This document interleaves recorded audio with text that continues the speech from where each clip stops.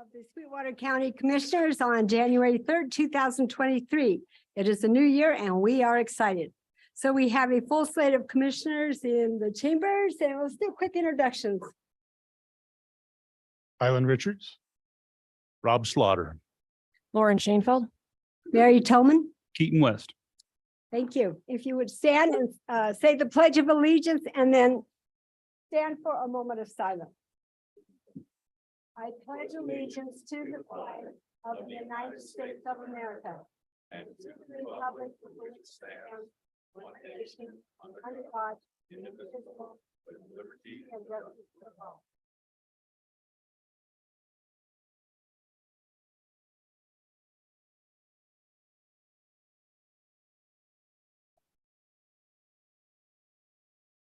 Thank you.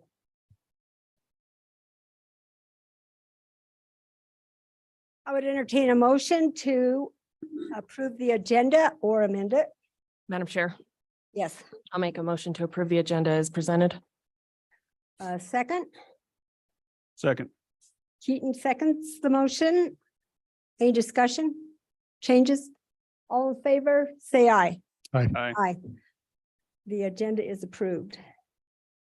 All right, the next item of business is the election of a chairman. Nominations are now open for election of chairman.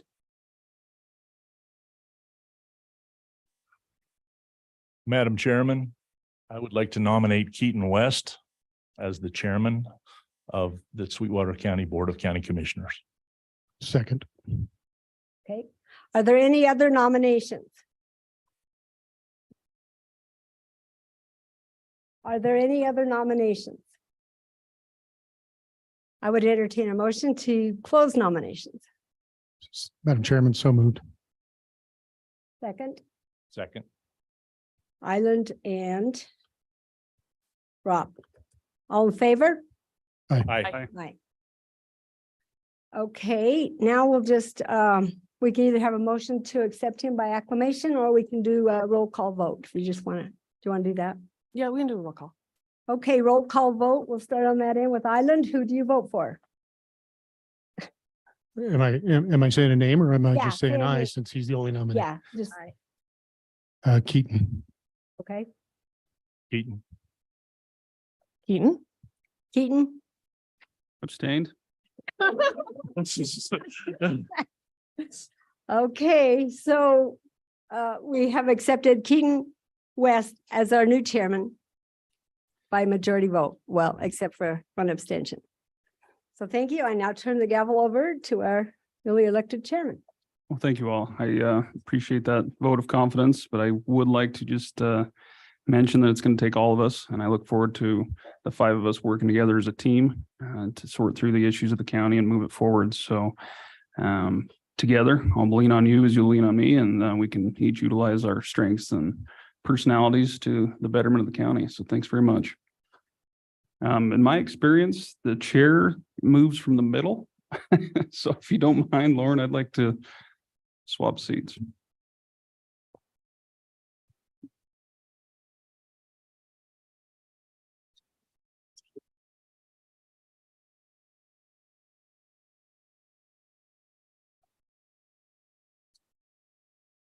Oh. Yeah, I can see.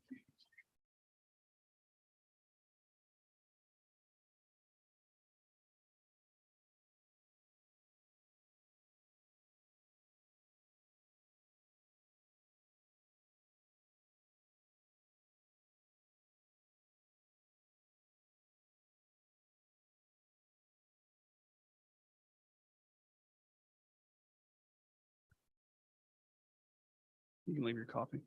Nope. I need that.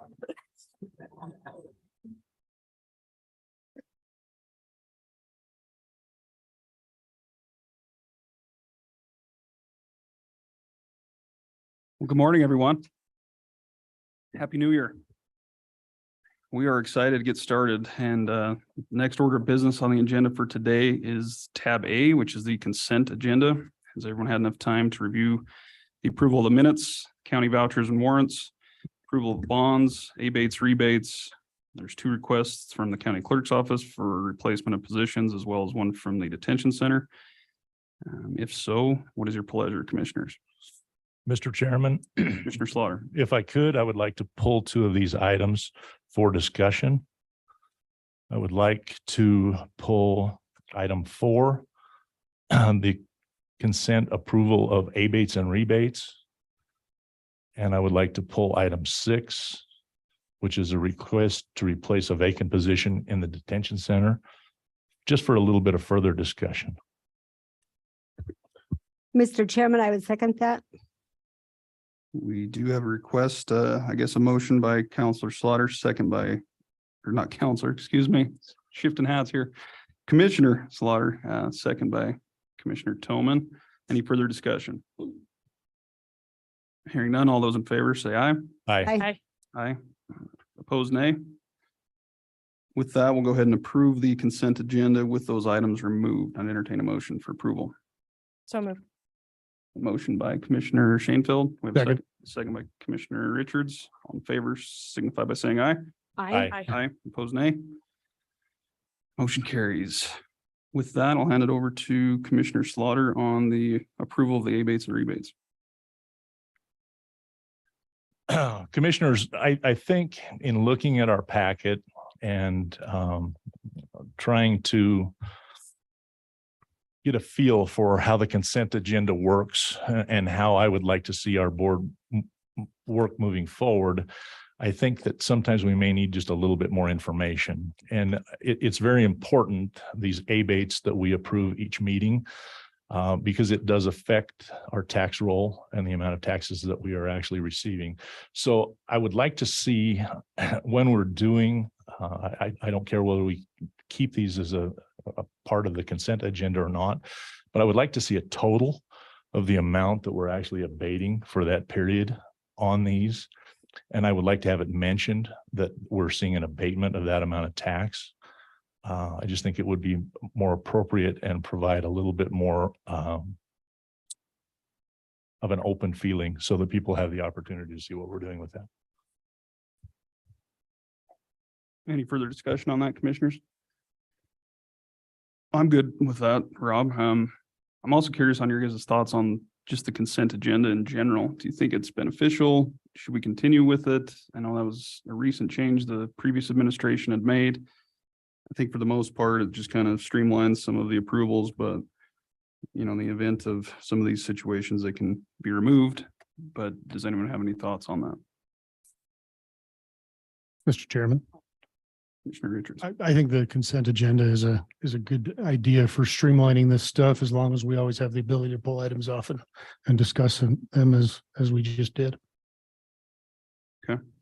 Mr. Chairman, Commissioner Tillman. I don't think we should put contracts under a consent agenda. I think the current list is fine, but I do not think contracts should be under the consent agenda. Mr. Chairman, I would agree. Oh, excuse me. Go ahead. I would agree. I think that the consent agenda it serves a purpose.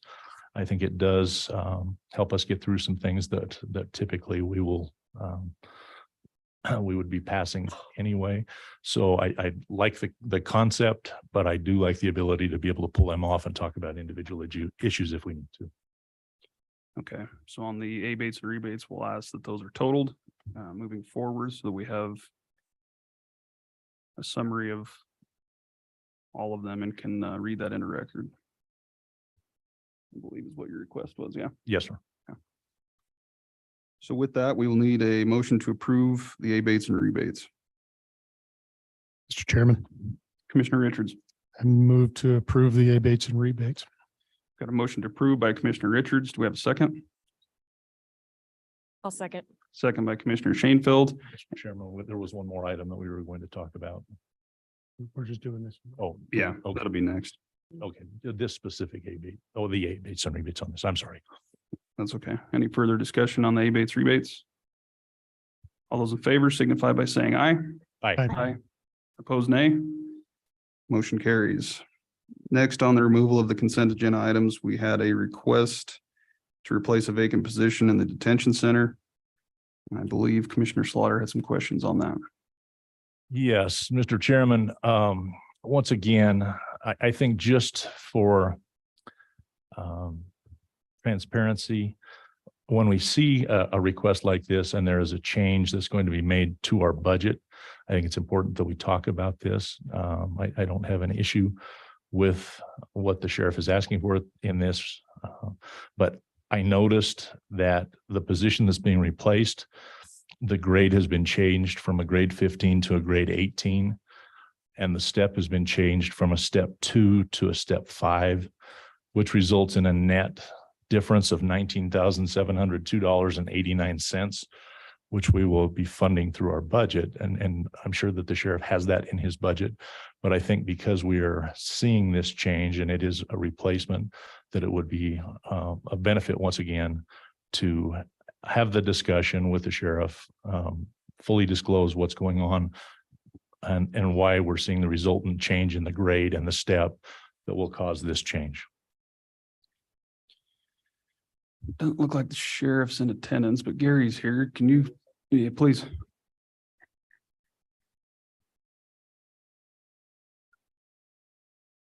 First of all, congratulations. Welcome, everybody. It's, nice to see some new faces and look forward to working with everyone.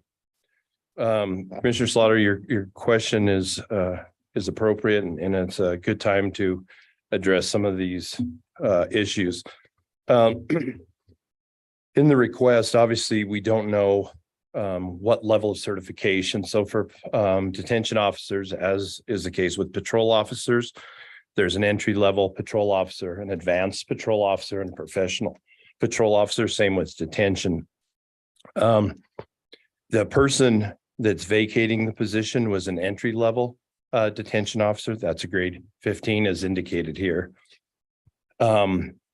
Since we don't know who's coming in yet, we've put a grade 18 as a possibility, basically the worst case scenario. With respect to the step issue, it's much the same thing. So as you know, there's a lateral entry program. Let's say that we had a detention officer from one of the neighboring counties that moved over that had been a detention officer for X amount of time. They could potentially lateral up to 5. I don't think we expect to have that. But we're trying to provide the worst case scenario. We may very well hire somebody who's an entry level detention officer. They're pretty hard to come by right now, so that's probably what we'd expect. So if we want to represent those somehow differently, we're happy to do that. We don't know whether it'll be at an 18, could be at a 15, could be at a 17 at the advanced level, if that's still the appropriate level.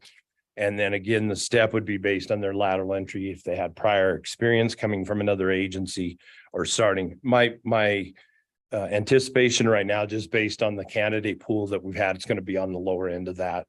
Probably someone starting the profession for the first time, but we do represent the worst case scenario. So. Go ahead. Thank you, Mr. McLean. I think once again, I had a pretty good understanding of that, what was going on. I just think it's important that we convey this to the public and they have the opportunity to understand why we could potentially looking at that also. Thank you. Yeah, and please feel free if we want to put more explanation or a note section or whatever. Obviously, we don't have to do things the same forever. We're happy to put more information on these requests to restaff. Great. Appreciate the clarification, Gary. Any other Mr. questions, Chairman? commissioners? Commissioner Richards? I move to approve the request to replace the vacant position in the detention center as presented. I have a motion to approve by Commissioner Richards. Do we have a second? Second. Second by Commissioner Slaughter. Any further discussion? All in favor signify by saying aye. Aye. Opposed, nay. Motion carries unanimously. Before we move on to tab B, I just wanted to recognize a few dignitaries in the audience today. We do have Senator John Kolb, former commissioner, 2-term commissioner. Thanks for being here, Senator. A little unique for me, we've got former Commissioner Reed West, my father, here for, I'm not sure why, but I do appreciate his support along with my mother. And then in the back, former Commissioner Jeff Smith. Thanks for being here today, Jeff. With that, commissioners, next up on the agenda is tab B. I didn't miss anyone, did I? No. A public hearing from the Planning and Zoning Department regarding an appeal by John and Rita Isaacson, the subdivision for preliminary plat which Mr. Chairman, I believe she presents it and then we have the public hearing. Is that right? Mr. Chairman, that is correct. I will be giving my staff report and just kind of explaining the process of the appeals so that we know what we're actually here doing today. Yeah. that's what I was planning on. I wasn't going to open up the public hearing, but go ahead. Thank you, Mr. Chairman. As was stated, the reason why we're here today is Miss Rita Isaacson has filed an appeal on the planning and zoning authorization for her John and Rita Isaacson subdivision, which is out north of town. And I just want to go over the Sweetwater County subdivision regulations, section 4D1. What we are here today is to have a public hearing to determine the proper application of the regulations that the Planning and Zoning Commission did or did not do their required job as a recommendation board. Because this is a major subdivision, we have, with how our subdivision regulations go, the Board of County Commissioners has not heard the preliminary plat application. Just that's how regulations work. If it was a minor subdivision, it'd be a little bit different. But I just want you guys to keep in mind that is the reason why we're here today. And I will jump straight into my staff report. And then once I'm done with that, the applicant, Rita Isaacson, is here and I will turn the time over to her so she can address her appeal concerns. The John and Rita Isaacson subdivision is a 37 acre tract that is located just south of Double J subdivision. As you can tell by the aerial, it is currently zoned R2SF, which is single family residential with a lot size overlay, minimum lot size overlay of 2 acres. They're proposing to subdivide this property into 12 lots, one of which they would retain to live on the west side, and then the other 11 lots. Most of the lots in the subdivision will be around 2 acres. The lot that they would retain, lot 1, would be the largest in the subdivision, being almost 12 acres. The main access point to the subdivision, after you access off of Yellowstone Road, you'll turn onto Double J, which is also County Road 18, which is an arterial road to this subdivision. But all lots must access off of the proposed Appaloosa Drive, which is the proposed county road that is inside the subdivision boundary. Water will be provided by 10 Mile Water and Sewer District, and each lot will need to have their own septic permit approved by Sweetwater County Health. As you can see, here is the plat that was turned in. WHS is the engineering surveying company that is working on this.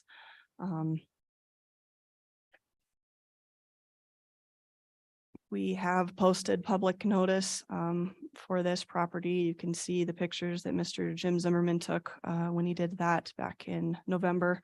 The Planning and Zoning Commission met on this last month to have their authorization of the preliminary plat. So when we presented this to the Planning and Zoning Commission, at the time, there was no public or agency comments that were turned into our office. There were two people with staff comments that turned it in: Sweetwater County Public Works Director Gene Legursky and myself.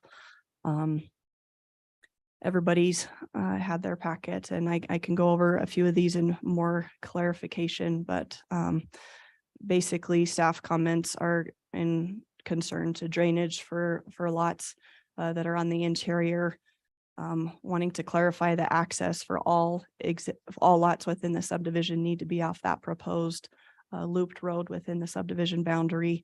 This includes lot 1, which the Isaacsons will be owning at the end of the day with the subdivision process, and just a few cleanup items that need to be addressed in the construction drawing phase at final plat, with culverts, utilities, and road crossing slopes. I also turned in a few comments, most of which are just cleaning up notations on the plat, making sure there are no confusions for people further down the road after lots are bought within this subdivision. And at the December 14th, 2022 Planning and Zoning meeting, the Planning and Zoning Commission voted 5-0 to authorize the John and Rita Isaacson preliminary plat with the following staff conditions. The 11 staff conditions are exactly what Mr. Legursky and myself commented on for the preliminary plat. Excuse me, and I did want to, myself and a few other members, county attorney and Sweetwater County Land Use Director Eric Bingham, we did go through our code book, not just subdivision regulations, but the growth management area, and did find two particular instances in which we wanted to bring to your attention. In the growth management plan, section 6-8, access intended within the subdivision boundary. All lots within the subdivision boundary will be designated to access the roadways developed within the subdivision's boundary. And then the second section I'd like to point to your attention is also within the growth management plan, section 6.2.9, parcel and access permit requirements. Only one access shall be issued to any parcel. The number of accesses required per subdivision shall be determined by the requirements of the Sweetwater County engineer, fire marshal, and or other emergency service providers. And that's all that I have at this time, Mr. Chairman, and Ms. Rita Isaacson is here as the applicant. Thanks, Megan. Appreciate it. Any questions for Megan, commissioners, before we move on with? Mr. Chairman. Oh, yeah, go ahead, Eric. So just for your information, also, the entire Planning and Zoning Commission is also here with our chairwoman, Angela Wilson. If there's any questions or if they want to get up and speak, now would be the appropriate time. And again, what we're hearing today is, as Ms. Toomer has stated, is to affirm. So the resolution that's been prepared would actually uphold the Planning and Zoning Commission's decision as far as the resolution 2301-001. So if it's your desire, a nay vote would actually overturn it and send it back to the Planning and Zoning Commission, just for your information, Mr. Chairman. Thanks, Eric. Appreciate that. Any questions for staff, commissioners? Or for the Planning and Zoning Commission? Morning. Good morning, Chairman, Commissioners. Angela Wilson. I am the Chairman of the Planning and Zoning Commission. We did look at this in our December meeting and through great lengths talked about, the access to it. And they do have, the Isaacsons have access going to or from Yellowstone Road, and it is a safety concern. And that was our biggest concern, is they do have access and will another way to get on their property already, which would comply with the whole subdivision and coming off of Appaloosa. So we did talk about it at great lengths, and we really did feel, after talking with Jean Legursky also and Eric and Megan, that, it is a safety issue for that second and additional access off Yellowstone. So that is why we voted to comply and with the staff recommendations, because we thought that it was definitely a safety issue, and we were in agreements with the staff, and it needs to be, we feel, off of Appaloosa like the rest of the subdivision. Do you guys have any other possible questions for me? Commissioners? No. I don't. Mr. Chairman, I do have a question. I'm not sure who to direct it towards, but your law says that they only have one access point per subdivision. Isn't that a safety issue too, if you don't have another way to get through it or out of it? To have only one access point? Mr. Chairman, Commissioner Toman, so that's not actually what they're appealing. What they're appealing is, and we have an aerial photography we can show, Yeah, we can pull that up. Cindy, which if would we can make a pull little that up. bit more sense. And it'll make a little bit more sense, is the issue is where the existing access right now, which is the main access road coming in. So right there, when you turn right on Double J, Mhm. into the Double J subdivision. You can see the existing access right where the mouse is right there. Yeah. And so I went out there and drove out there, took a look at it. So right when you pull on that road, which is an arterial road, which is limited access, that's what Yellowstone Road is. And this road is also being designated as an arterial road. So speeds can be up to 55, 65 miles an hour. And so when you're making a right turn there, and the concern is if you pulled in that access on the existing access right now, that present possibly a safety concern if you're pulling a trailer or what have you, pulls in and then potentially hit that. So that's the concern. So once the subdivision goes in, if we can pull the plat up. So that's the new proposed road that you're seeing coming in. I talked to Mr. Legursky, the Public Works Director, about this. It'd be more, well, it's pretty black and white with our regulations that Right. what they're appealing is to keep the existing access. And what we're stating is now that you're building a new roadway in there, based on our regulations, the access needs to be off of that road. Off of the new Appaloosa Road. Commissioner Tillman. Yes. Thank you. Thank With you, that Eric. proposal, it looks like there is going to be 2 access points. Right, and they'll have to remove the existing access Correct, once the subdivision's built. correct. Any other questions, commissioners? Thanks, Angela. Appreciate it. Great. Thank you. Thank you, P and Z, everybody, for being here this morning. I believe we have the applicant here, Mrs. Isaacson. Good morning. Good morning. I'm Rita Isaacson, the applicant for this subdivision. And we feel like having to put a new road in there will cause us undue hardship financially and for our current living conditions. If you come from that backside where Appaloosa Road will be, as you guys know, the wind blows out north. And we've lost 2 campers before with the wind blowing them over. So we found a place right there where the road would come in, and we have a horse corral on this side and a pig pen on this side. And then we have a parking lot with storage for our campers. And that is the only place that we have found that we do not have problems with our camper storage or trailer storage, that they will not blow over. So that was one of our big concerns. The other thing is we've used this road for 21 years. We have put a lot of money in to keep it a very good road. We keep it up. We don't have potholes. We put a lot of money into this road. So if we have to build that back road, it's at least another $10,000 to put another road in from the back. One of the other big things is for emergency vehicles and for delivery vehicles. If they have to go around through Appaloosa, it will be very hard for them to find our property. Our address is Yellowstone Road. If they have to go around, hit Double J Road, then hit Appaloosa Road, and then come in, I think we're going to have an issue with people being able to find our place and be able to access our house. Let's see. The other thing is we have a big shop, and we've worked our parking lot around the road so that backing in, we can use that road and it just goes right into our garage. So it's just one of those things that it doesn't work as well if we have to bring in that other road and to work with our shop. But really, we just feel like this is a big undue hardship for us. Do you guys have any questions? Commissioners?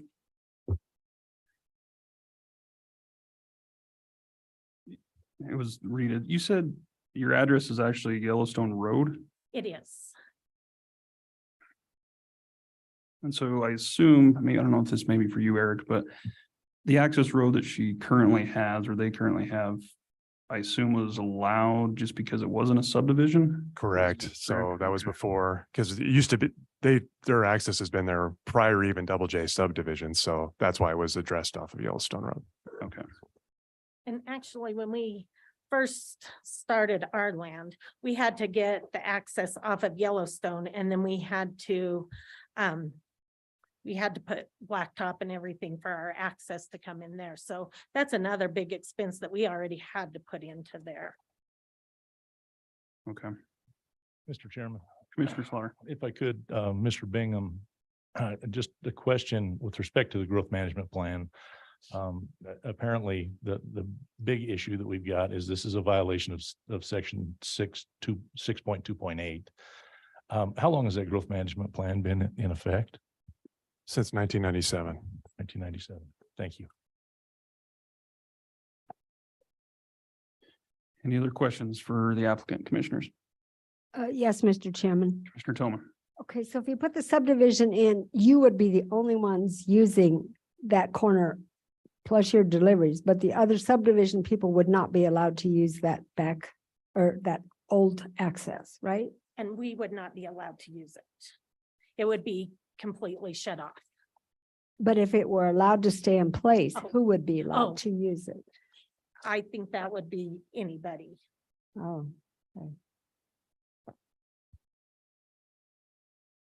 Mr. Chairman. Commissioner Richards. For staff, in a subdivision like this, when it was a 37-acre property, of course, it had the address on Yellowstone Road.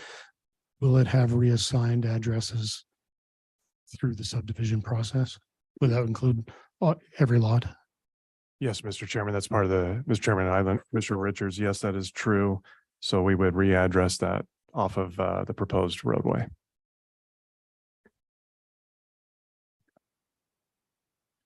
Any other questions for the applicant, commissioners? Thanks, Rita. Appreciate your time. With that, we will now open the public hearing on the appeal from John and Rita Isaacson. Is there anyone here that would like to speak to the matter?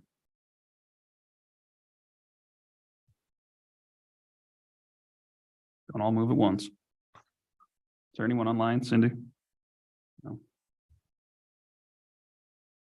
Final call on the public hearing for the appeal from John and Rita Isaacson's subdivision preliminary plat. Hearing none, we will close. That is a weak gavel. The public hearing. And before you, commissioners, we do have a proposed resolution. If I can get to it here. Which would be resolution 23-01-ZO-01, which would affirm the action taken by the Planning and Zoning Commission. What is your pleasure?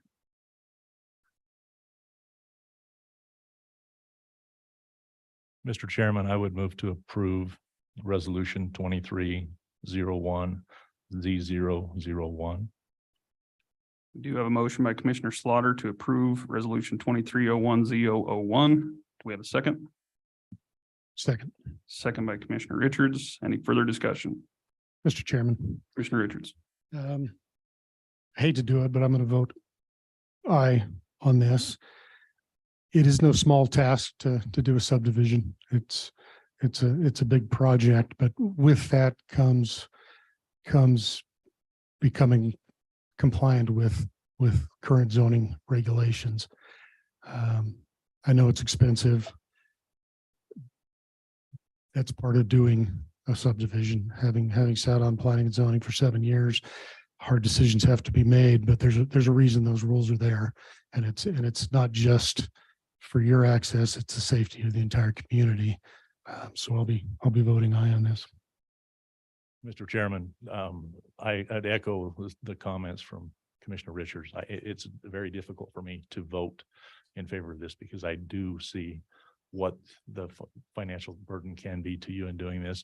But the fact that we have the growth management plan in place, it's been there as long as it has, and we're receiving the recommendation from the Planning and Zoning Commission on this.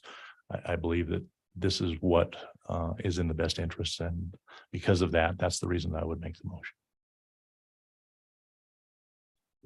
Any further discussion, commissioners? Hearing none, we do have a motion and a second on resolution. I keep scrolling out of it. 23-01-Z001. All those in favor, signify by saying aye. Aye. Aye. Opposed, nay. Motion carries unanimously. Thank you, Mr. Chairman.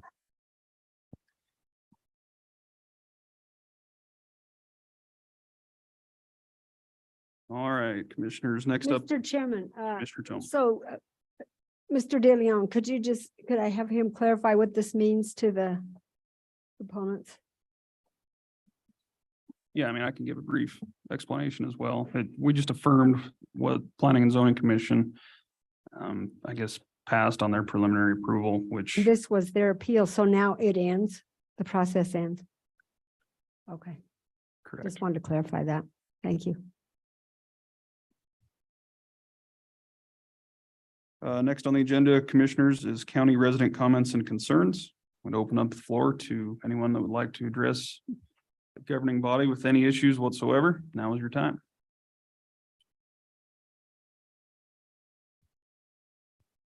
Well, good morning. Good morning, Chairman. Congratulations. Thank you. You too. I do have an online county resident comment. Says Honorable County Commissioners Slaughter, West, and Richards. Congratulations on the election and taking your oath of office to protect the U.S. and state of Wyoming constitutions. Perhaps this new board will protect my Second Amendment right in the courthouse. You have signs that say firearms are prohibited. There is no law or resolution adopted to make the signs valid. Please remove those signs. Thank you, Chris Blake. Thank you, Cindy. We did receive that same email this morning. I do believe it was an item on Commissioner Richards's list, perhaps not the first meeting, but do you have anything you'd like to say on Yeah, that island? I was going to ask you as chairman to please put that on the next agenda so we can address it. Okay, very good. Any other comments on that, commissioners? No. Yeah. We're still open for county resident comments or concerns. Morning, Senator Cole. Well, good morning, new commission. Chairman West, congratulations and congratulations to the commission as a whole. I'm up here just really to first say that, but secondly, and more importantly, to talk about the Senate and how the legislative process, and look forward to working together in that respect in a way that frankly, we hadn't had the opportunity in the past to do. So I think there's a great things we can do together in communication, at least. The other part is the budget. You know, I've spoken to currently Commissioner Richards about just what the state's going to do with the $1 billion surplus we find ourselves having. And I wish to, I guess, have a conversation if you'd like, or I could come back on just what the philosophy is. So I think it's incumbent upon me to explain, I think, the philosophy behind the direction of the Senate. And I can't speak to the House. I can just talk about generally what I know about the Senate. And philosophy is to put as much money away as possible, in fact, so we can fund future costs with that money that's reserved. Now, I've got a kind of a simple way of saying this, and I hate to do it in public, but I guess that's the way it goes, is that government wastes money, and really they're known for doing that. So the question is where do you want it wasted at? You want it wasted at the state level, local level, or do we put it away for the future, for future funding purposes? And so my philosophy is that we should put as much away as possible so we can fund the state of Wyoming when the times aren't as good as they are now. And I know that, has not been the philosophy of the board, because I sat on this board for 8 years and it was always complaining about what the state's doing with the money. You know, you folks are squirreling it away and what are you doing with it? And it's a rainy day and it's raining. And so I guess I'm here to bring that up and to have a better relationship legislatively than we've had in the past with the Board of County Commissioners here in Sweetwater County. And so I'll be quiet and listen to any comments you may have or a conversation you might want to ensue about this subject, or any subject you think is important. Well, we'd rather waste it than have you waste it, though. I understand that hierarchy of wasting. I do agree, Mr. Chairman. You know, in that respect, the governor is proposing to put away half the money in a permanent reserve. And I think in my point of view is it's probably maybe as best we can get. You know, if that is the outcome, I'd be very satisfied with that and go along with the governor's proposed budget. Not all entirety, but as that philosophy goes, that would be, I think, a good compromise. I understand we all have needs in government to fund things, but frankly, when you don't have the money coming in the next year, then what do? Then there's a bigger problem that's created by funding it the first year. So that I do agree that we all want to be in charge of wasting money, but We'd like the opportunity. yeah. Didn't you, I believe we've had conversation. You told me they've increased the direct distributions that'll be going to the city, towns and counties as well. They proposed an increase from 105 million. And I did the numbers on it and it looks to be about appropriate for the inflation that we're facing. So currently myself, I'm in favor of, you know, supporting that proposal for increasing the 105 to cities, towns and counties. But the session has not started and nor do I dare say what might happen.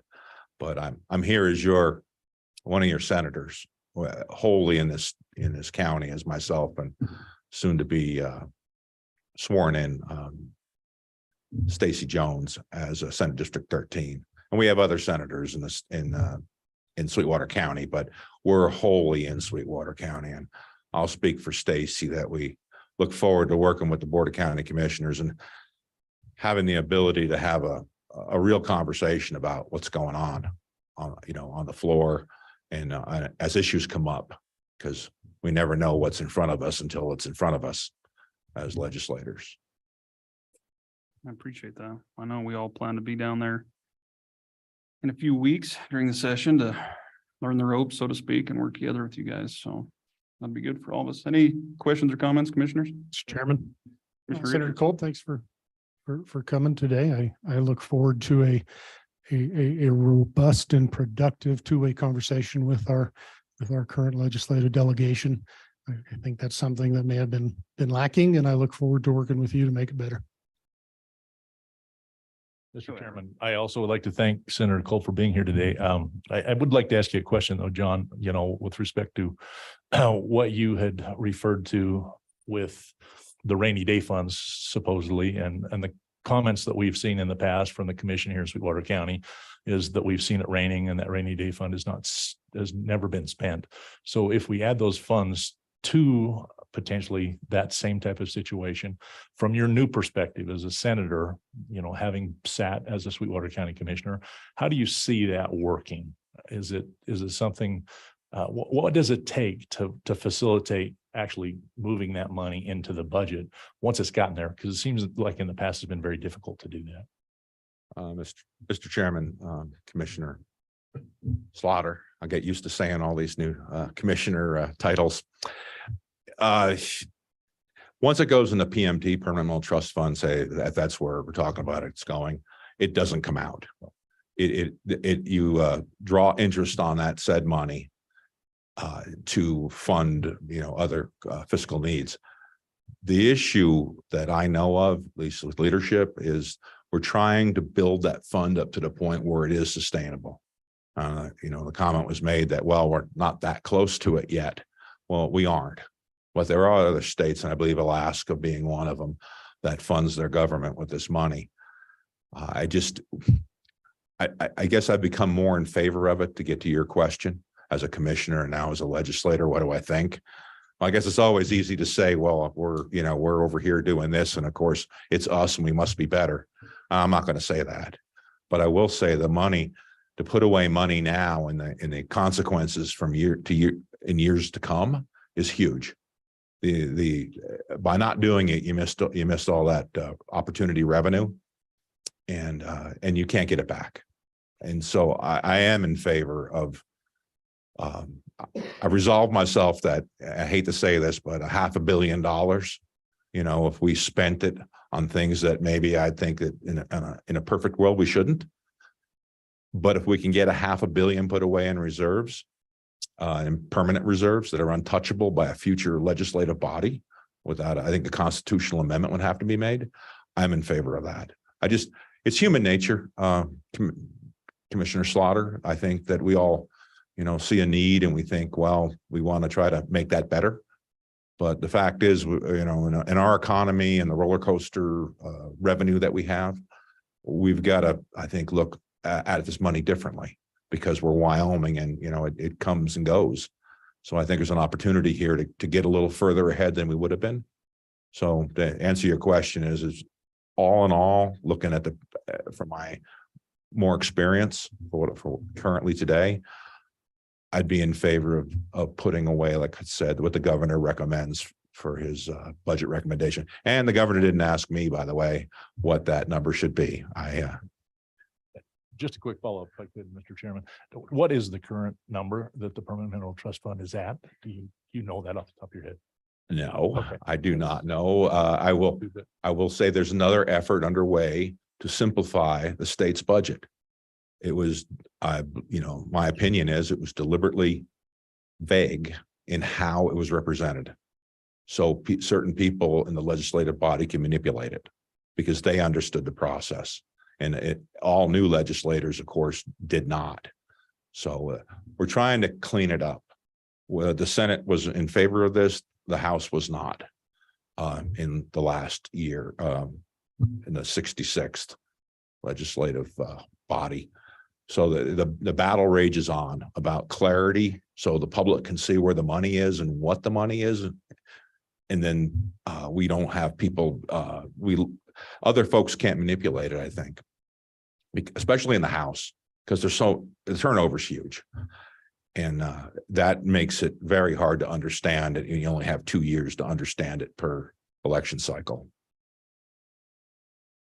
Thank you. And I commend you for your efforts in doing that. We appreciate your coming to do this. Mr. Chairman, thank you to the Board of County Commissioners. Thank you for what you do.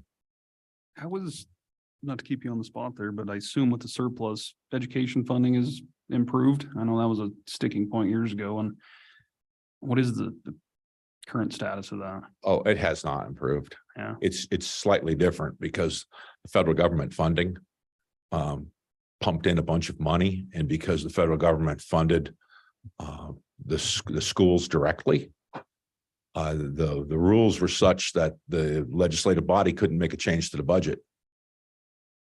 And it basically is just prolong the inevitable decision about, well, how do we fund it? So that funding issue with the education still is there. It's covered up by this massive amount of money we've got into the state. So it doesn't seem like it's front and center, but it still is. They're trying to move forward with a voucher system. So people can basically take their money and bring it to a private school, make that portable. There's things underway, and it hasn't gone through the session yet. I just know there's bills pending that talk about this. Very good. Any other questions, commissioners? I don't have any more questions, Mr. Chairman. Senator Culp, thank you for being here. I would just like to say that it's all about balance, as you know. And I do hope that the legislative body as a whole will support the increased direct distribution, obviously, but I also look towards how you can continue to improve the budget process and the investment that we have in the Permanent Mineral Trust Fund, because that is there forever. So I think that it's all about balance and making sure that our communities have what we need to do, the business that we can do. And I think that we've all made the cuts that we've needed to make to survive. And so I appreciate your work and thank you for coming for this conversation. I look forward to more. Thank you. Thank you. Mr. Chairman, Commissioner Schoenfeld. Yeah, thank you for once again. And we're embarking on a new day in Sweetwater County. I think I tried to emphasize this is that we've never had this opportunity before. I've always sent a delegation down of good people, but frankly, it's hard to get things done when you're on the wrong side of the aisle. We have an opportunity now where we have a huge group of folks, House members and Senate, that can work together now in Sweetwater County. We've never had this opportunity in the past. And so I look forward to being more productive and representative as a whole, because we can work together and get a lot more accomplished together than we can in the past, as we did in the past. Well, we appreciate your time, Senator Kolb, and for all that you're doing for Sweetwater County, and we'll look forward to yelling at you from the gallery here in a few weeks, making sure we're keeping you in line. And Mr. Chairman, you can text me with exclamation points. Thank you. Thanks very much. Appreciate it.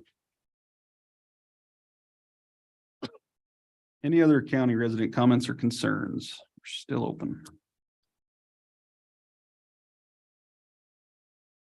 If not, we'll move on to the action and presentation items of our agenda, commissioners. Next up, under tab C, we have a Colorado River Basin update, and Mr. Brian Seppi is here. Morning, Brian. Good morning. And thank you, Mr. Chairman. Let me open up my presentation. I think I gave you a copy. And I'll try to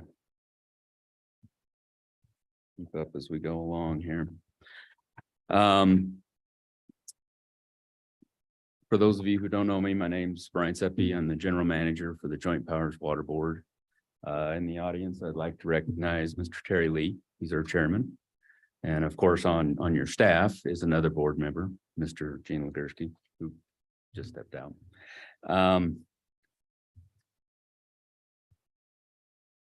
I was asked by Commissioner Tolman to speak with you about Colorado River issues. And so I put myself into your position and wondered what would be best to spend 30 minutes on.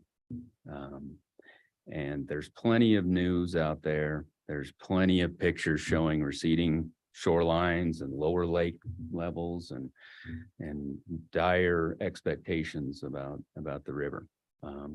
And so it speaks to me that understanding the foundation of the basin, understanding the Colorado River and its laws and how those apply to those up here in the upper basin, specifically Sweetwater County.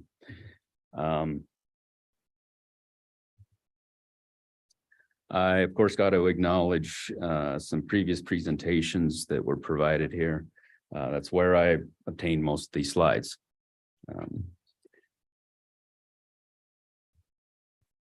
So I'll start off with the basin as a whole. You can see all the 7 states and the tributary area of the Colorado River. That's highlighted here. You'll also see several areas that are outside the basin. Trans-basin diversions. We have our own in Wyoming, serving the city of Cheyenne, of course, the Front Range, and then others in nearly every state. So it is a huge geographic area, approximately 25,000 square miles, 40 million people. There's 5.5 million irrigated acres, not just in the upper basin that we're familiar with, but the lower basin in Colorado or in California. So as we look at the law of the river, there are numerous decrees, compacts, agreements that make up the law of the river over the past 100 years. We're sitting here in 2023, just beyond the 100-year anniversary of the original compact in 1922.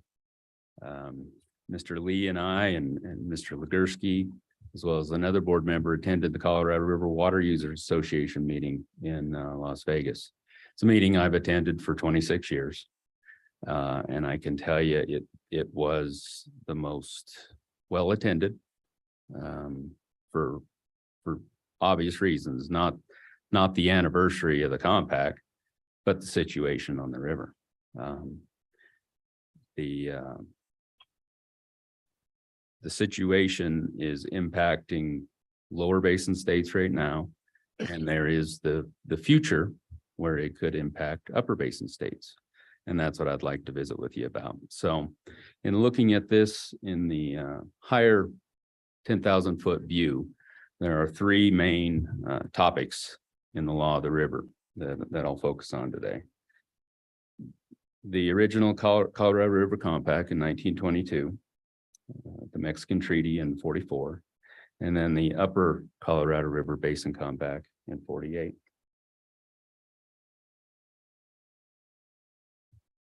So if we look at the 1922 compact, it does not apportion water. What it does is it apportions beneficial consumptive use for the various states. It divides that up at Lee's Ferry, which is a measuring point just below Glen Canyon Dam, below Lake Powell. Lake Powell is the upper basin's bank account, if you will. It's at the bottom of our basin. What the compact does is it obligates the upper basin states not to deplete the river such that 75 million acre feet on a 10-year average is delivered at Lee's Ferry. So that's a running average that moves through time. Later in the presentation, I've got a slide that'll show that running average and how it's on the decline ever since the drought started. So it divides the basin up into two, 7.5 each, and then you'll see an additional million acre feet in the lower basin. That's for tribs that contribute to the main stem down below.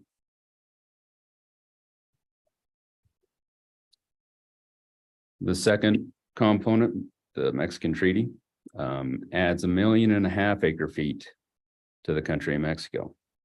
So here you see the total apportionment is up to 17.5 million acre feet. Later, you'll see why the reservoirs are dropping like they are. Lastly, the Upper Basin Compact in 1944. It divided the upper basin's apportionment in various amounts such that Utah receives 23%, Wyoming at 14%, Colorado at 51.75%, and New Mexico at 11.25%. Those are the 4 upper basin states. So in total, we are talking about at full apportionment, Wyoming would be allowed to consumptively use a little over 1 million acre feet. However, we're not seeing those types of flows. And so that apportionment is more in the neighborhood of 700,000 to 800,000 acre feet. Currently, our consumptive use is around 500,000 acre feet here in Wyoming. The other thing to look at when you look at the upper basin, and I'll move to the next slide. Let me make that a little bigger.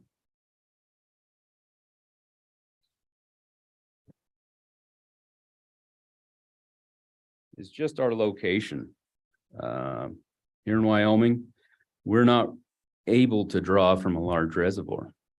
It's hydrology that feeds the entire upper basin. It's Mother Nature that supplies our water supply each year. It's not controlled by man. Our reservoir is down at the bottom. That is how we meet the obligation of the 22 compact. So looking at the long range hydrology from the long-term record from 1906 to 2020, that natural flow of the river was 16 million acre feet. Right there, you see the obligations from the various compacts and agreement with Mexico. We were already over. Looking at that long range, the upper basin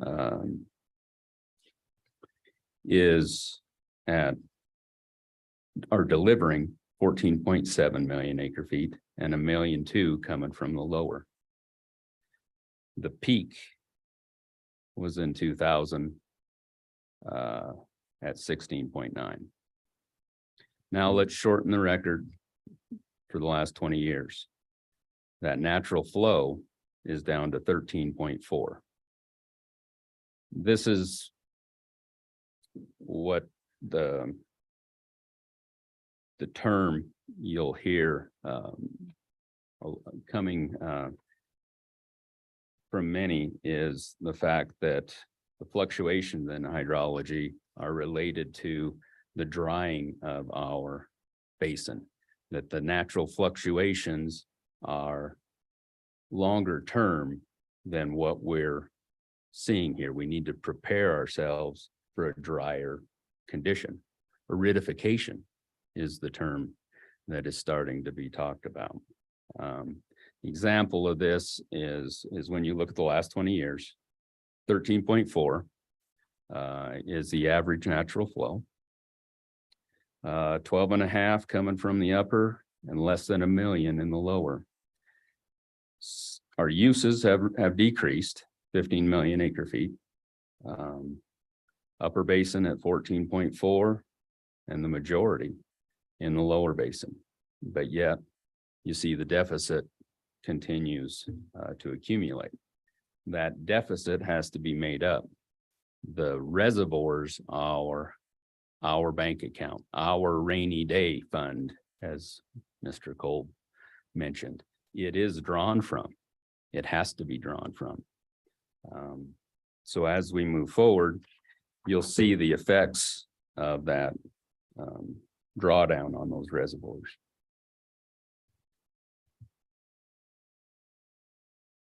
Oops.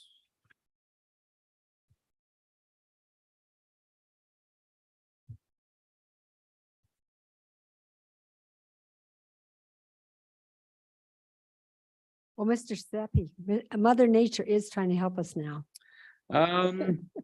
It's not going to make much of a dent, but It's early in the game. yeah. It's very early. And what you like to look at is the whole year, the whole water year. Each of these blue bars represents the water year from 1999 to current. That black line is 9.6 million acre feet. So that's the average of the last 30 years. If I were to draw the last 20 years, it'd be 8.4. And then the last 10 years, 7.9. And then you start looking at the last 3. And it's not only lower inflows into Powell. The real killer is looking at the past 3 years. We've had 90% snowpack, 86 and 105. So reasonable snowpack these past 3 years. And that's the basin as a whole. However, the inflow, and you can see these, the inflow 63%, 37 and 56. What's happening is that snowpack, even though it's average, we're seeing a lot of sublimation in the springtime, higher temps, higher wind, and it's just pulling the moisture out. Additionally, 20 years of low hydrology have left the riparian sponge depleted. It's a delay of the lower flows in the tribs. So that sponge has allowed higher flows when the rivers first receded. Now those sponges are depleted and they're demanding water. So it's an additional demand. Even though you have an average year, you're seeing lower than average inflows into Lake Powell. The cumulative effect of this on the 2 main reservoirs in blue is Lake Mead, and added on top of that is Lake Powell. So if you were to draw a line at the very beginning of the drought, 1999, it was at its peak, thankfully so. But you can see the cumulative volume as it dropped over these 22 years. And in fact, these last 3 years are the rapid increase in the decline of the overall volume. So what does that mean to us in our bank account. Below is a cross section at Glen Canyon Dam retaining Lake Powell. And what you see is that the elevation of the pool right now is 3524.8. So we're just within this buffer that was established to protect the power pool. Power is generated through the inlet of water, running it through generators and creating power. That power is used by the Western Area Power Authority to supply cheap power to a lot of the region. Specifically, it focuses on underserved areas and irrigation and ag. It provides lower cost power. That revenue is what funds the debt service on the big reservoirs for the BOR. It also funds endangered species compliance and salinity control and other important programs that allow users up and down the river to continue to develop. Without them, the environmental compliance part of each project would be cumulative, and it would prevent the development of further use of the river. As we look at the cross section, power pools 35 feet down from where we are, and then another 20 foot down is what they call dead pool. I'll scroll down because this is a great picture. It shows Glen Canyon Dam as it's being constructed. And so you see the 8 pin stocks that feed the generators. This line that they have drawn here is what they're calling the minimum power pool. Obviously, when you're pulling that kind of water, you don't want to pull a vortex and introduce air into those turbines. You also need the head on the water to drive the generators. So basically, we're 35 feet above that red line. You see that as the water would decline, pretty soon you're not going to be able to deliver water to the generators. They're going to produce less and less, I assume, as water level gets down into the pen stocks. But over here on the left, those are the bypass tubes. There's only 2 of them.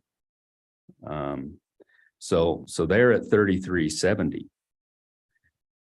That is the dire situation. When you reach the bottom of those pen stocks, that's the dead pool. They cannot move any more water.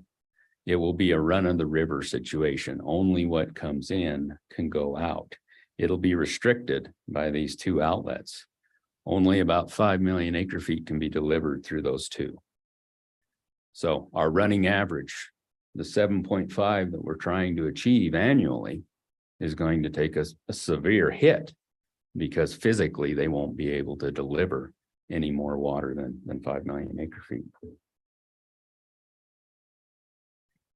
So these are all reasons why you've seen the Bureau of Rec take action and hold back water in Lake Powell. They've held back 500,000 acre feet this last year. They're releasing water from Flaming Gorge, as we all know, this second year of that. They've also released from other upper basin CRISP units. Those are the initial projects that were funded by the Colorado River Storage Project. They need to protect the level in Lake Powell. We all need to. It's our means to deliver our compact obligation. So this here is unfortunately a poor quality slide, and it's the most important. It's a provisional accumulation of data that the state engineer put together. So it's in draft form, but I'll describe because I know you can't see what's going on here. But up here at the peak, the historic running average in 2020 was 92 million acre feet. So we were well above the 75 million and 10 that we were required. The black line is the current water year. We're down to 85.5. That's partially driven by the reductions in release these past couple of years, and then specifically this past year holding back 500,000 acre feet. The blue line continues down. If they were to continue to only release 7 million acre feet, we lose the higher years on the backside of this 10-year running average. And you can see the slope of the line declines precariously. It would broach 82.5 towards the end of 2024, 2025. That is the pink area, which is 75 million acre feet, in addition to the Mexican obligation. So that total is 82.5. At that point, the upper basin isn't in out of compliance with the compact, but the discussions about the responsibility for the Mexican allocation will elevate the discussions. Right now, there are a lot of discussions between the upper and lower and the federal government with the Bureau of Reclamation on ways to attenuate the effects of the drought. When it hits this level, the rubber's going to start to meet the road. There's going to be a further escalation of the consequences there. But the reality is, if they continue to release 7, just so we have a worst case picture looking out there, our compact obligation would be at its critical point in 2028. So that's not much of a horizon from now. This next orange line is if from this day forward, they went back to 7.5. That is, there's a lot of intricacy between the two reservoirs that goes into the releases out of Powell and into Meade. The elevations and the storage level, as well as these delivery requirements. 7.5 has always been looked at as the minimum. If we continue to deliver 7.5 from today forward, we would still broach the compact requirement in 2031, because we're losing all of the higher years at the tail end of the 10-year running average. And then the last line is if we were to be able to release 7.5 plus half of the Mexican obligation. And of course, we would never reach the compact. We would only barely broach below the Mexican obligation. So this chart here is really a call to action. It's a planning tool. You have to understand the data is provisional. It's not as easy as just simply looking at a couple gauges and saying, oh, here's the flow. When you look at the upper basin, we have thousands of head gates in Wyoming. The state engineer has to measure and quantify our consumptive use. The same's true in Utah and Colorado and New Mexico. So there are multiple thousands of measuring points that the upper basin has to accumulate in order to regulate upper basin flow. Whereas in the lower, we're talking about a handful of deliveries. They have Lake Powell delivering to Lake Meade. Lake Meade delivers to your major aqueducts and customers, about 6. They're actually able to quantify those and measure them precisely. Unfortunately, most all of those are 100% consumptive use. In the upper basin, it's a mixture of consumptive use. So what I'm getting at is we look at this as most probable, minimum, and then a maximum. We're trying to bracket a time frame and garner how we need to protect our resource.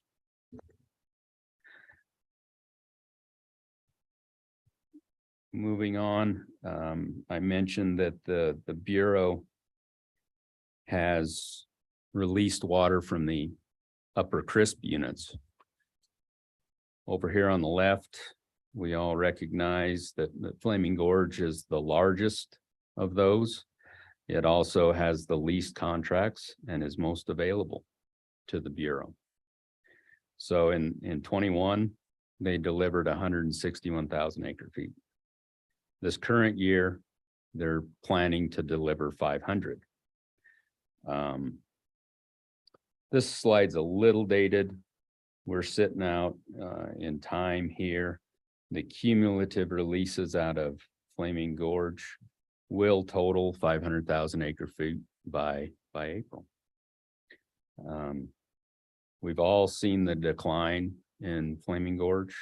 We all understand its impact environmentally, recreationally. The Bureau looked at the boat ramps and when they might be dry or too shallow to use. And so they laid out a prediction based on hydrology and releases here in the blue as to what they thought the elevations would be. And of course, we're sitting right between these two numbers here. And the current elevation is 6,008. So they're pretty close with their most probable prediction. It still will be projected to decline down another 2 feet or so before spring runoff starts to contribute. However, if the minimum probable, i.e. we have a low runoff, that minimum probable could be 6,004.8. So quite a range in what could happen here in the spring. Commissioner Tolman mentioned the snowpack, and I checked it this morning. The upper basin as a whole is at 130%. But I caution you to keep in mind that's 130 of a relatively low number. The snowpack builds and it peaks for the basin in April. And the upper basin pushes more into May. So right now we're 130% of a relatively small number. It's that large number that counts. And then what we're seeing in the past couple of years is that even if you have an average year, sublimation and other losses are really impacting the ability for that water to make the main stem.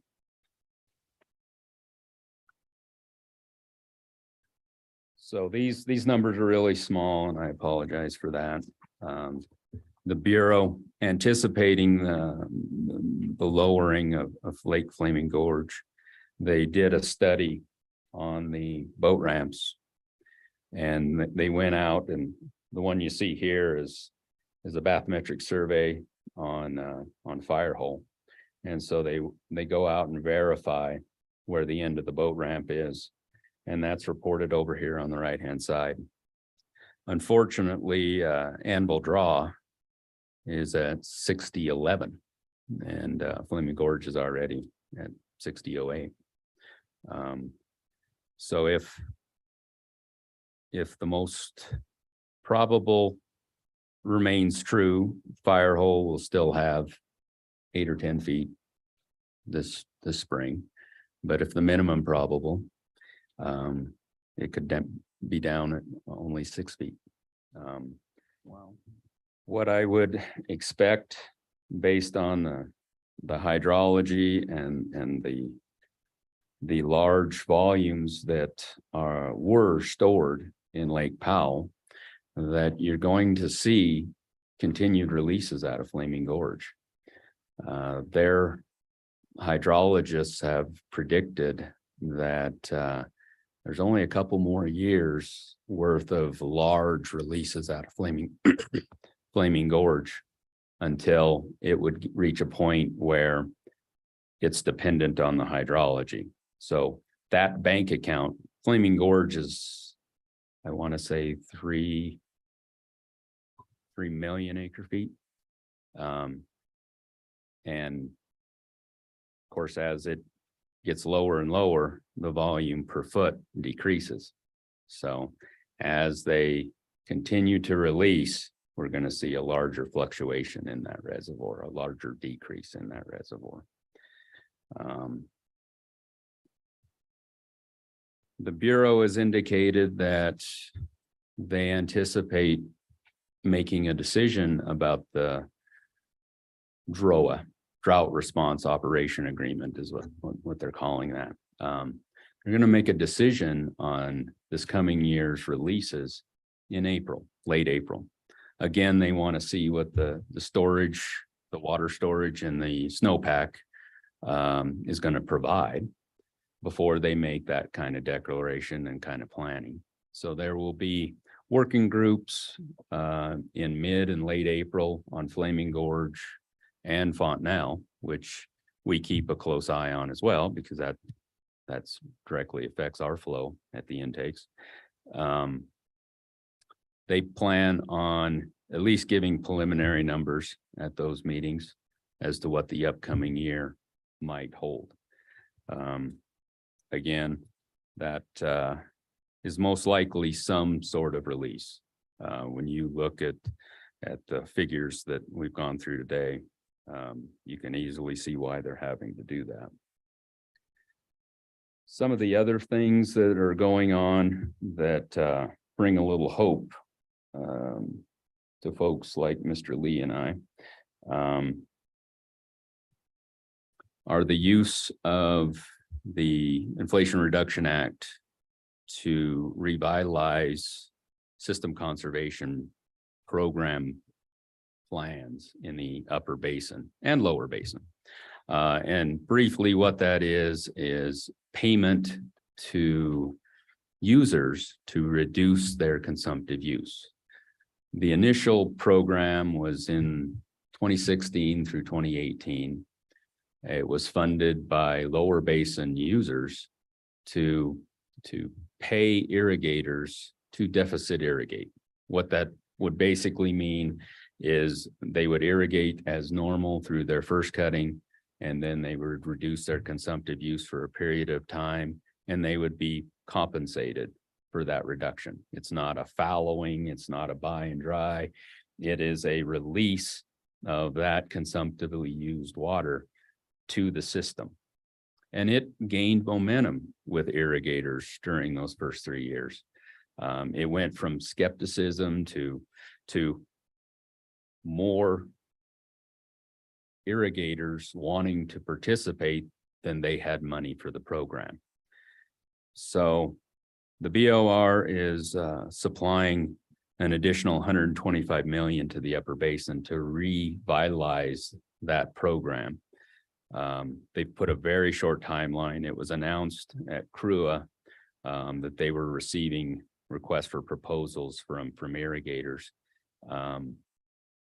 to establish contracts so that at the beginning of the next irrigation season, those who wanted to participate could, and then that water becomes system water. It will flow into the creeks, into the rivers, into the reservoirs. It doesn't have anyone's name on it, so to speak. It's not benefiting one person, it's benefiting the system. At 125 million, that program should last 4 to 6 years. What's encouraging to me and other folks at the state and frankly users in the lower green is this type of program will lend itself towards a morphing of methodology where we may be able to establish a water bank at some point, where you have voluntary reductions in consumptive use that are compensated, that pool of water theoretically could be stored in Fontenelle and then delivered to help those who are in compact curtailment. Without something structured and organized, every user that might be looking at this prediction has to go out and secure their own water, their reserve water. So they're doing it all individually. And that type of market can create some real inequities, some real confusion, and may not serve either the irrigators or M&I. M&I is typically municipal and industrial users are typically the junior users. In our case, the water board, we've got 40 CFS worth of rights. Only one of those rights predates the compact and is totally secure. That's only 10% of our portfolio right now. Our second right is 1929, and it's an additional 6. So only 25% of our rights either predate or are fairly senior. That 1929 right, our second right, is theoretically vulnerable because the compact is 1922, and only those rights that predate the compact are protected. That's why irrigators are typically the source of secured pre-22 rights. They were first to use. So for the water board, we've pursued a couple different studies these past couple years. One, to analyze our existing rights, assure that everything is in order with them, and then to look at replacement water.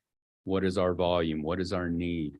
What types of reductions in consumptive use are reasonable? How do we implement those? What's the timing? What's the cost? So there's a lot of variables that need to come into play, and that the board is analyzing and looking to make some decisions. But other municipalities and certainly industry is in the same boat. Anything junior to 1922 is subject to curtailment, including the water in Fontenelle. That water's got about a 1962 right. So that is not the golden bucket. It has some value for a short duration. That water that's stored in there can be delivered, but it cannot be replenished during a curtailment. The reservoir will still fill. Don't get me wrong, that reservoir is only 330,000 acre feet. So it's very small in relation to the amount of water. But that apportioned water that the state has can only be used once if they're in a curtailment. So it's a portfolio approach that we're looking at. We're encouraged by system conservation and other means that might be out there to allow an organized way of proceeding. But as Commissioner Tolman mentioned, I think hoping and planning are on two different spectrums. Hope is not necessarily a strategy. We all want to see higher snowpack. We want that water to make the main stem, but frankly, it is going to take a significant amount of time, because it's taken a significant amount of time for us to reach this point. We've got to replenish the riparian sponge as well as our bank accounts. So with that, Mr. Chairman, I would answer any other questions you may have. Well, thanks, Brian. That was a lot to take in and very depressing at that. I mean, it's real, but It is. That's difficult to hear.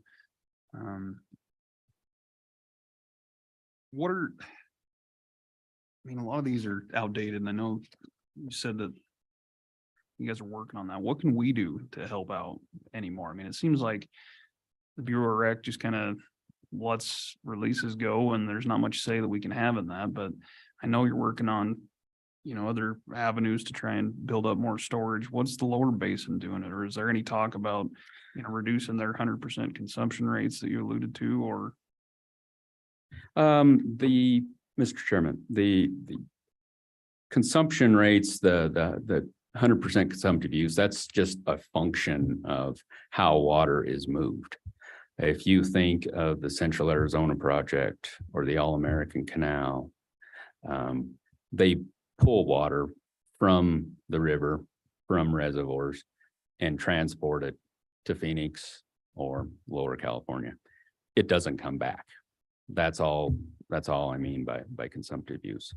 I didn't want to get into the weeds too much, but there are significant contributions, both voluntary and mandatory, that are going on right now in the lower basin. Arizona and Nevada are subject to the highest amount. The country of Mexico is contributing. Even California is voluntarily reducing. Their reductions this year will be over 700 million or 700,000 acre feet reduced use. Arizona is subject to prior appropriation pursuant to their lawsuit with California. And that is a point of contention for Arizona, but it's the law. And they're having to curtail junior users right now. Some of those junior users are municipalities. So within their state, they're already implementing some of the things that we will be looking at. The short answer is we've all got to get used to less. Yeah. I think that is the reality. Fortunately, we've got some planning opportunities. The state has escalated its efforts. There is a Colorado River Working Group. I'll be attending that in Cheyenne next week. I'm part of the Colorado River, or excuse me, the Green River Water Users Group. We meet monthly and update each other on issues involving the river. There is no single answer. Yeah. I think it's going to be a long-term thing that we've got to acclimate to. The term aridification kind of weighs heavy when you think of it that way. Long-term drying of the region. Well, it's difficult too, because we're not even using our full apportionment, so. That is correct. We complain about it that, it's our water and we don't want it to go elsewhere, but these other acts and treaties that are in place from 100 years ago tell us otherwise. So it's a vicious cycle that everyone's struggling with. And No crystal ball. we don't get credit for the water we didn't use.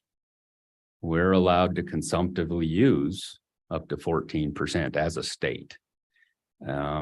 When a curtailment is called for by the upper commission, they will then use that same 14% to apply reductions in consumptive use. So we won't get credit for what we didn't use yesterday. We've got to reduce our consumptive use in the future, in a future year. We will be looking at that 10-year running average with skeptical eyes for the next, well, probably for perpetuity. Yeah. That would be, this whole process has accelerated these past few years much faster than many anticipated, quite frankly. Mr. Chairman, Mr. Tom. I'd just like to make a comment or ask you a question. Beneficial use, if we don't use it, we lose it. I'm concerned that if we start paying irrigators not to use the water, we are going to de-water that sponge and add to that aridification and our ability to maintain any of that water in our systems. Right, and that was a topic of much scrutiny in 2015 and through 2018. They did not want to subject a property right holder, someone who has a 22 right, to possible abandonment. And I believe they have exhausted that concern, that it is not a concern. And keep in mind, these are temporary, much like a temporary use agreement. They are very short term. And in regards to the riparian sponge, I intuitively would think that it's actually benefiting that riparian sponge. We're supplying those late season flows in a creek or drainage that may not have had much at all. The reality is it's only creating system water that enters the green in the Colorado and will be managed just like every other molecule of water. My real hope is that that type of structure can be applied by the state at some point for our users' benefit.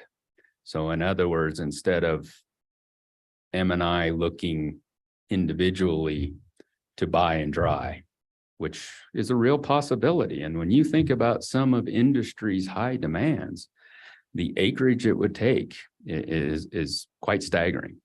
And so if you're able to conserve and not use a small number at given rancher voluntarily, but then multiply it across the basin so that you have hundreds of these smaller uses, you're going to get water, real water quantity over the years.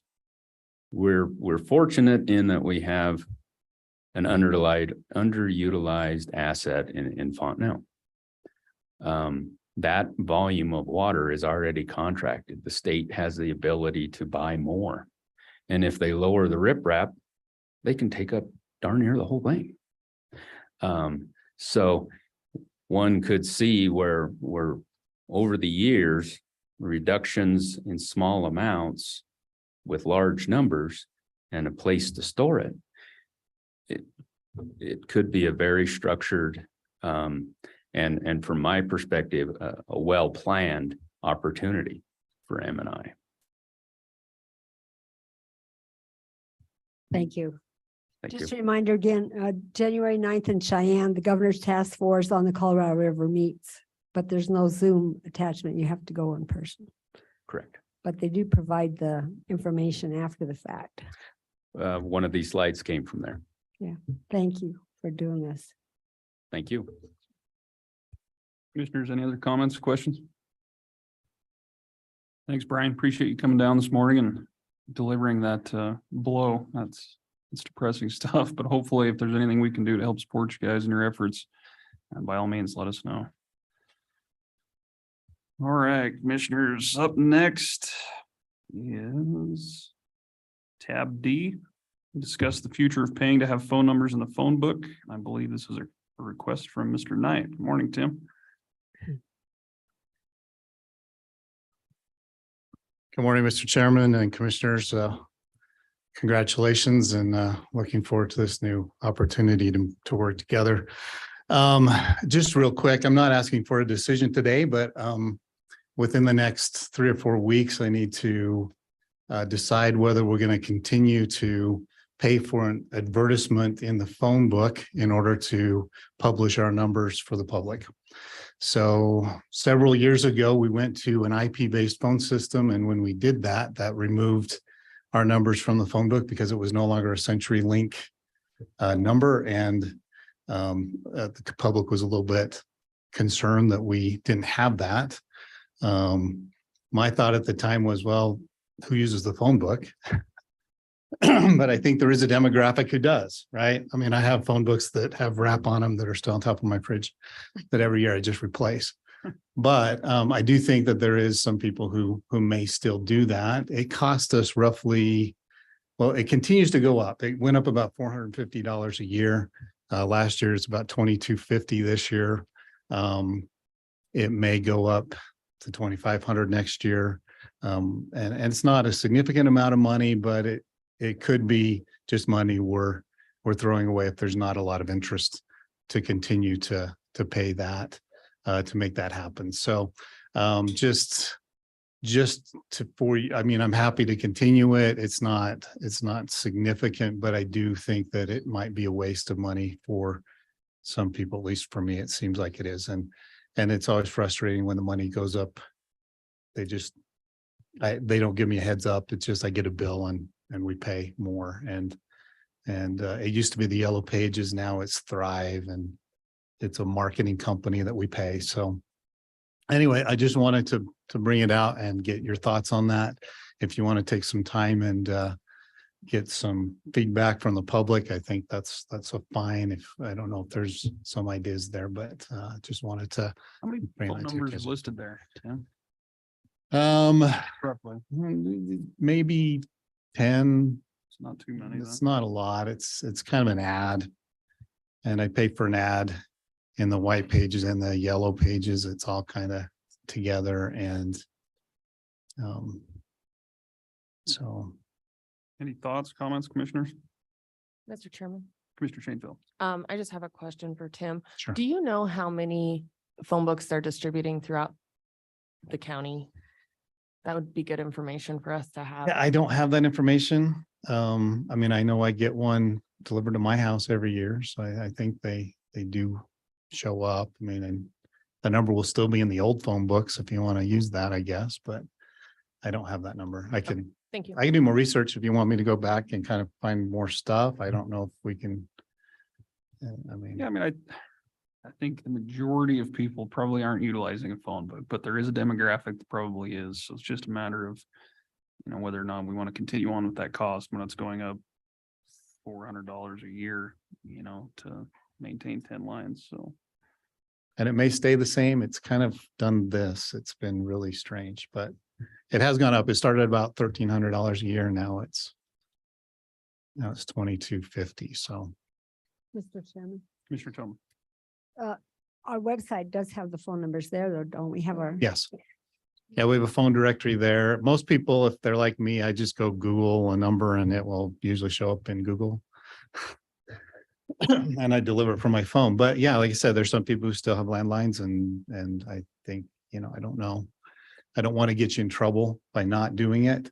Because there are some vocal people who may be upset about it, but. When is the renewal due?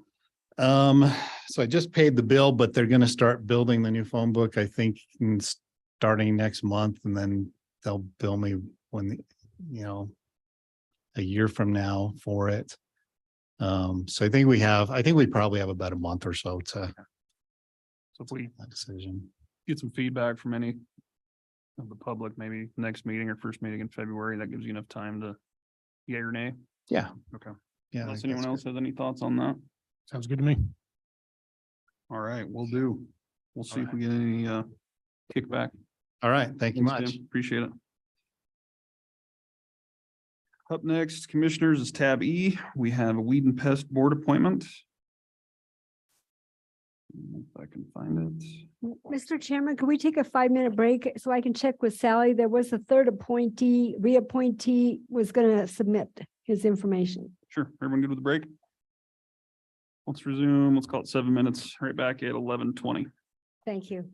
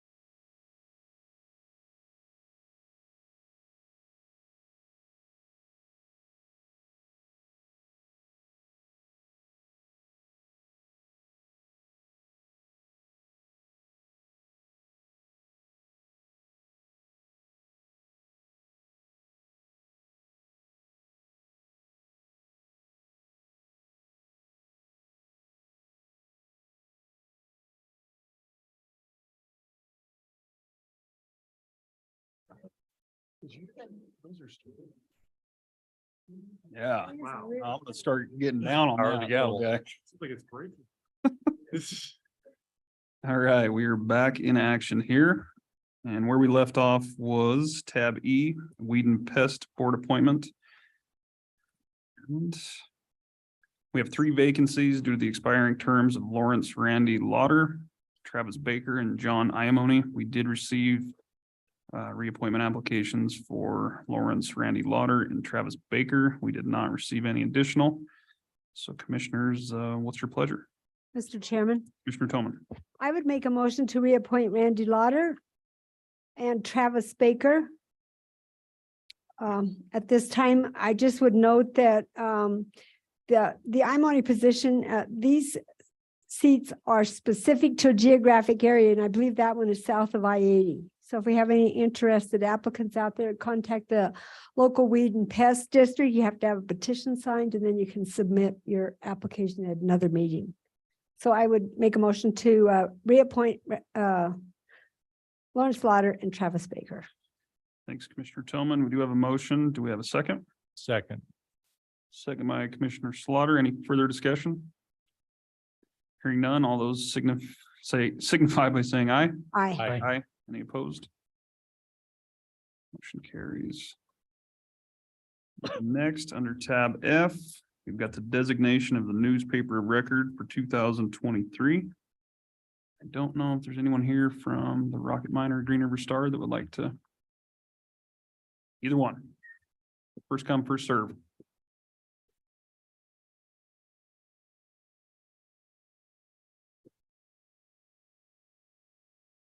Welcome, new commissioners. This meeting was a lot less eventful than this time last year, right? A little bit. This a tad.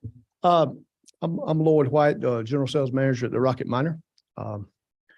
We would love to be your newspaper of record once again. Our rate for the coming year is held at $6.10 column inch. And with that, we would do as we did this year, any non-legal ad, any county agency, not just from Cindy's office, but any county agency, health department. We've even included schools to get a buy one, get one. To the tune of last year, I think $11,000 was spent through the county. So that means you got actually $22,000 in value added on for that. We'd love to be able to serve you again. And thank you for your time. Appreciate it. Thank you. Any questions for the Rocket commissioners? Mr. Chairman, I did have a question. We received, Yes, Commissioner Tobin. we received several comments about issues with being timely on some of our advertising. I know of a couple, and we did our best to rectify those.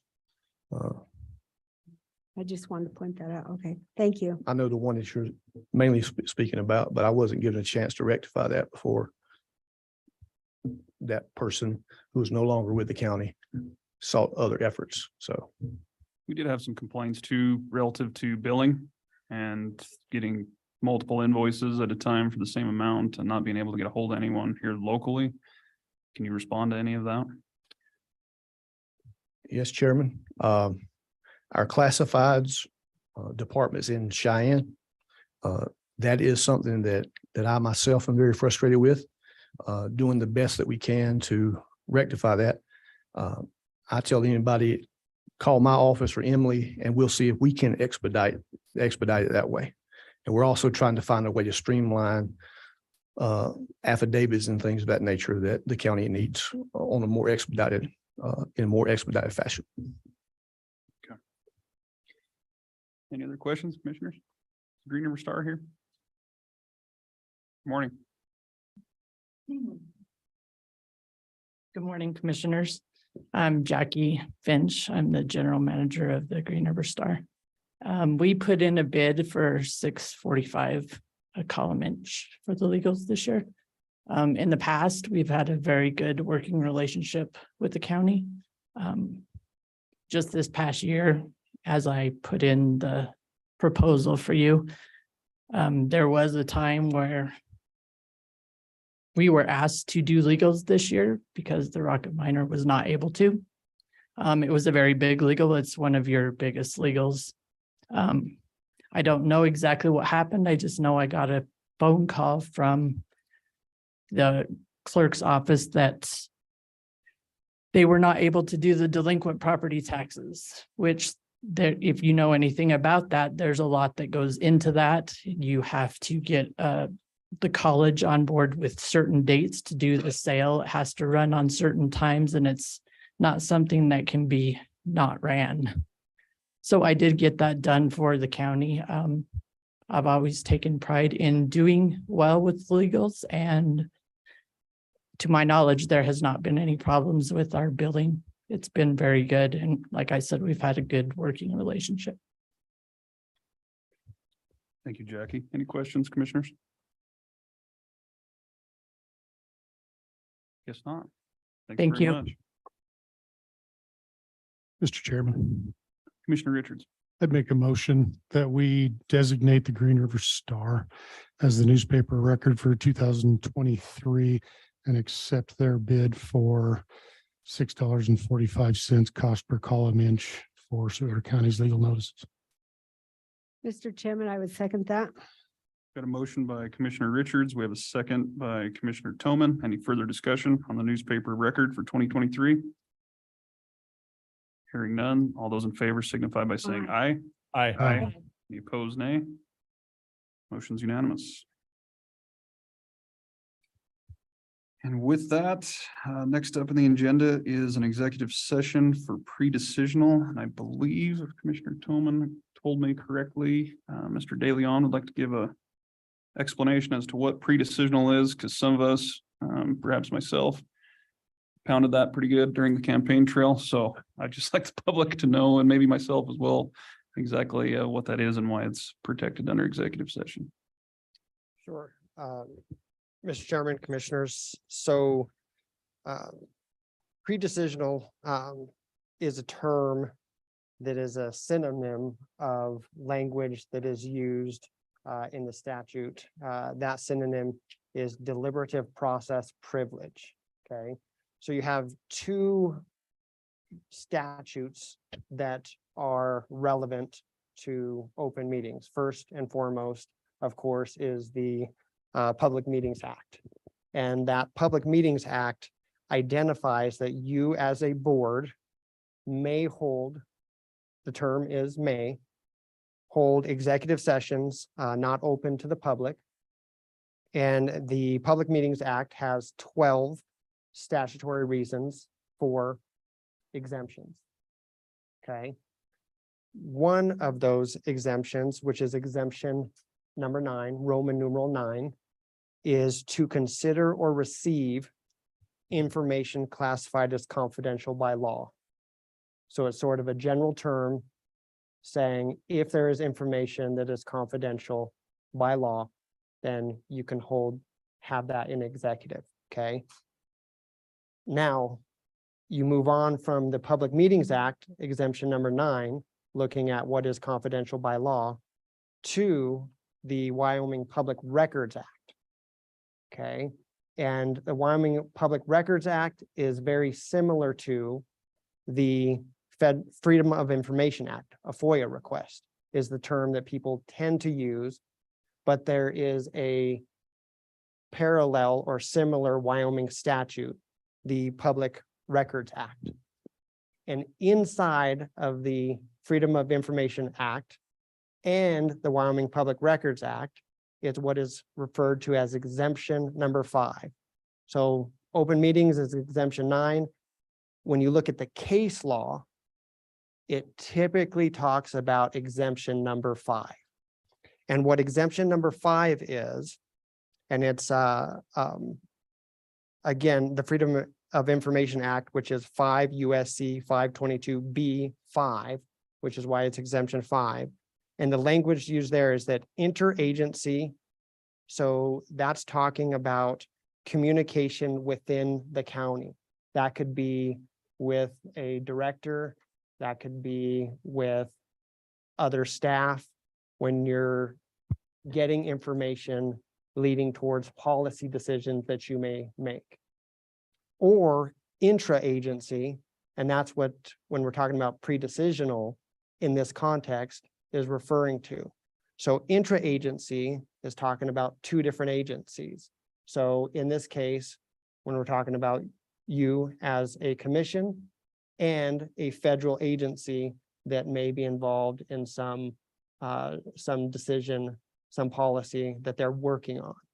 So when there is interagency or intra-agency memorandum or letters that would not be available to by law to another party other than an agency in litigation, provided that the deliberative process privilege, that's the exact language that is used in both the Wyoming statute and the federal code.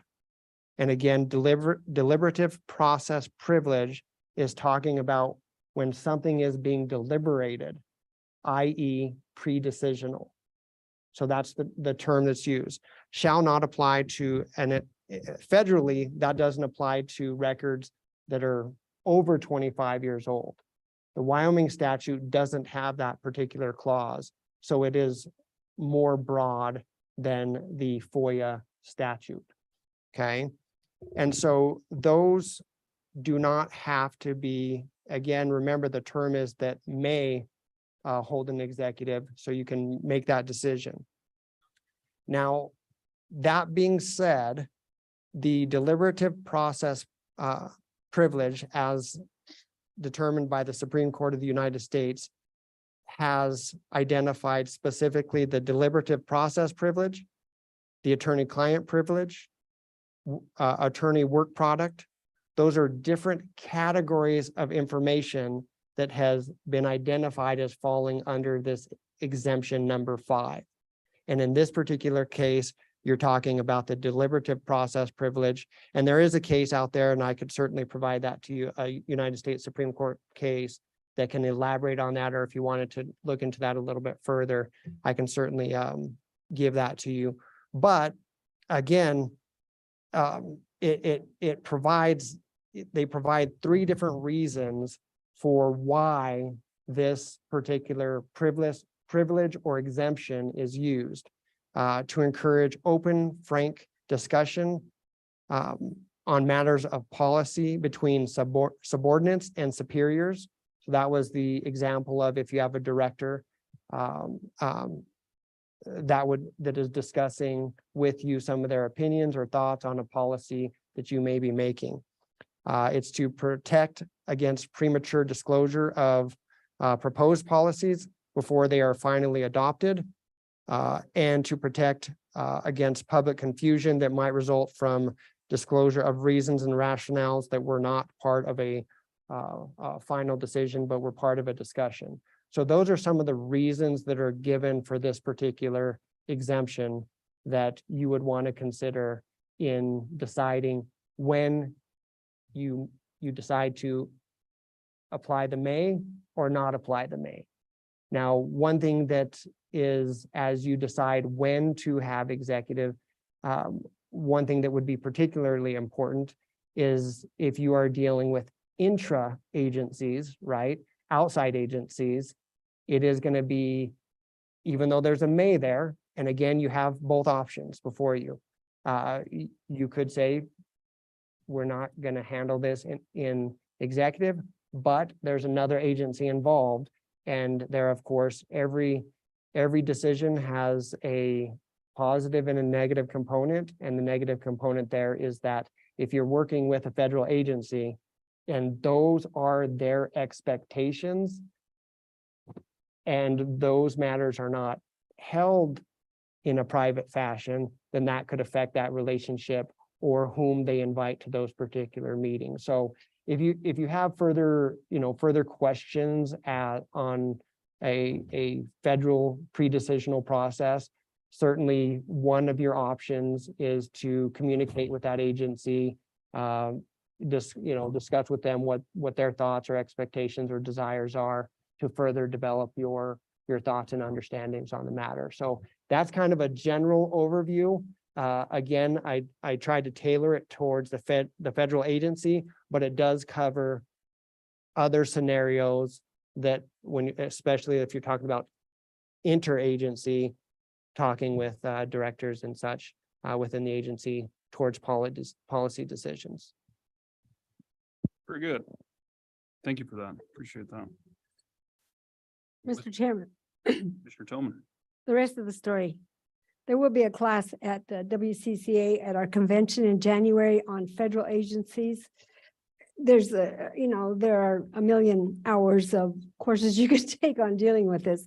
The main objective behind these pre-decisional items is to give local governments a local voice in federal planning processes. And so they don't want that voice to be public until you've had a chance to work out the details. So we'll have like a public scoping period where people come in and make comments, which Mr. Bingham attended the one in Flaming Gorge National Recreation Area, and now they have released a draft plan. So it goes scoping, and then after scoping, the federal agency, or before scoping even, they will send you a offer to be a cooperating agency. You fill out an MOU and you designate who is going to be your spokesperson at those meetings. That doesn't mean the other electeds can't attend, but those are the ones that would be the main voices on those issues. And I have several I'll share with you today. We have one that we have to take action on.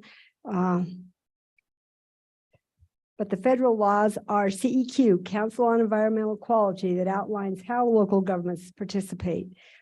FLIPMA, Federal Land Policy Management Act. NEPA, National Environmental Protection Act, which allows us to do EAs, environmental assessments, EISs, environmental impact statements, which are more, or resource management plans, which we've been involved in this county in 5 natural resource management plans, Kimmer, Rollins, a piece of Pinedale, Lander cuts in by South Pass, and we're waiting for Rock Springs to come out with their resource management plan final. So that's just a real quick overview of it, but the MOU outlines what we can provide as a county. And I guess at this time, I would like to ask to go into executive session to share with you the things that are pre-decisional that I've been participating in as a cooperator for this county. Very good. Is that a motion? Yes. We have a motion by Commissioner Tillman to enter into an executive session for pre-decisional. We have a second. Second. Second by Commissioner Shanefield. Sounds like we will be taking action coming out of executive. All those in favor signify by saying aye. Aye. Aye. Any opposed? We are in executive. Thank you. Eric, I've asked Eric to present. The first one is on the Trona. Are we in executive? Everyone has to leave. We can't